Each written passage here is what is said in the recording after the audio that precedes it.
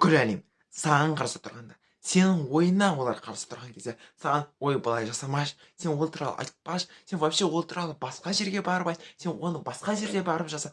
Осындай әңгімелерді саған айтқан кезде не істеу керек?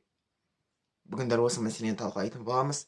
Ендеше бастамас бұрын міндетті түрде каналға тіркеліп кет, лайк басып кет, комментарий жазып кет. Бұл видеоны сенің дәл осындай жалғыз өзі один в поле воин болып қалған достарына жібер.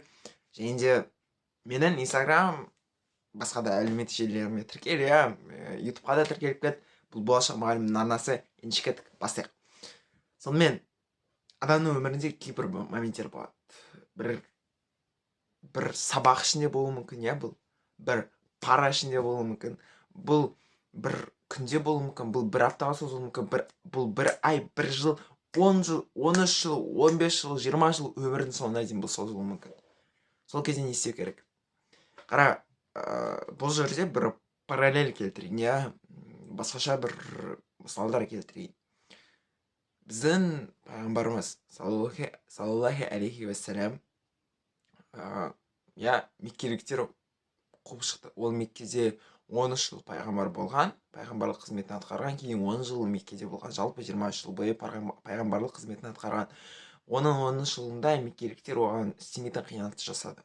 Ол қаншалықты дұрыс нәрсе алып келсе де, ол қаншалықты бір жақсы нәрсе алып келсе де, бүкіл әлемге дұрыс нәрсе, осында бір надандық заманында жақсы бір нәрсені алып келсе де, оны бүкіл не істеді, оны қуып шықты, оған наразылық келтірді. Тіпті Медина қаласына барған кезде, Медина қаласына барған кездің өзінде оған тас атты дегенде сол Медина қаласында емес, бірақ басқа шайқастарға барған кезде Мединаның ішінде де ондай моменттер болған еді. Сонымен бұдан не түсінеміз?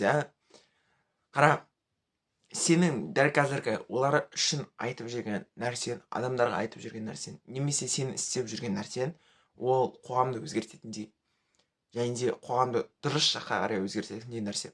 Өйткені адамдар көбінесе жамандыққа ілескіш болып келгісі, өзі сондай бір адамдар болады, айналасының барлығында шөп шығарып жүреді, сол жерлерін бүкілін бір жаман қиыншылықтармен өткіздіріп жүреді.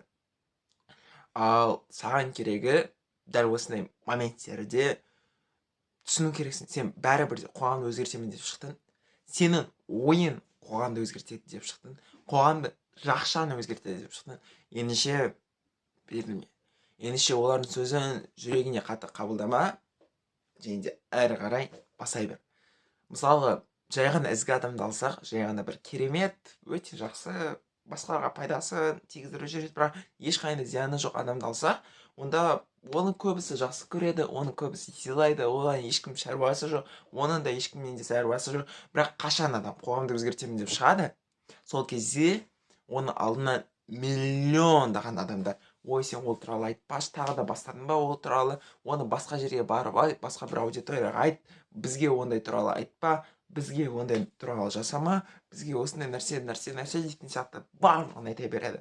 Бірақ сен тоқтама. Өйткені сенің алдында, егер де дәл осындай бір какой-то бір препятствие адамдар саған қарсылығынан сен әрі қарай оларға қарамай өтсең, онда сенің алдында миллиондаған мүмкіндіктер ашылады.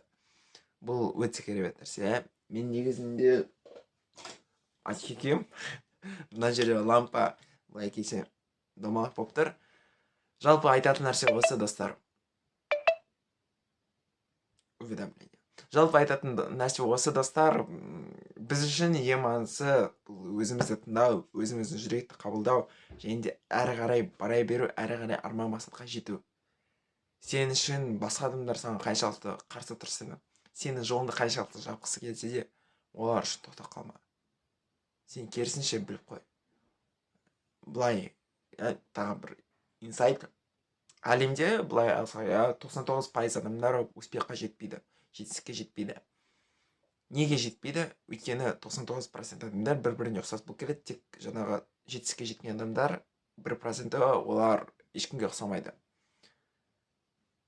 Яғни сенің ойын, жаңағы олардың ойына қарсы шығып тұрса, 99% адамның ойына қарсы шығып тұрса, онда сенікі, скорее всего, дұрыс жолдасың. Сен успешный жолдасың. Осыны біліп қой. Ендеше кеттік. Келесі видеода кездескенше берілме. соңына дейін бар. Мен саған сенемін.